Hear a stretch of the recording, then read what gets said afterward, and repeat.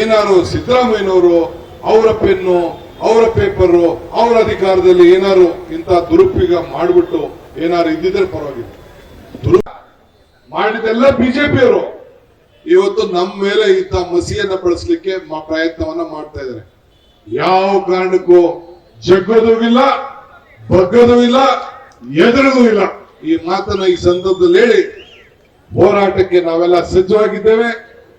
ಏನು ಗವರ್ನರ್, ನೀವು ಈ ಗವರ್ನರ್ನ ಸಂವಿಧಾನ ಹುದ್ದೆ ಈ ಬಿಜೆಪಿ ಏಜೆಂಟ್ ಆಗಿ ನಿಮ್ ಸ್ಥಾನಕ್ಕೆ ಅಗೌರವ ಬರ್ತದೆ.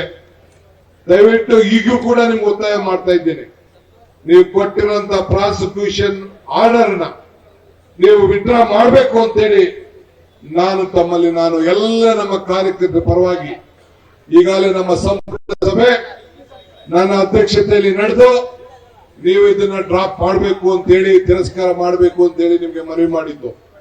ಅದನ್ನ ನೀವು ತಿರಸ್ಕರಿಸಿ ಇವತ್ತು ಆದೇಶ ಕೊಟ್ಟಿದ್ದೀರಿ.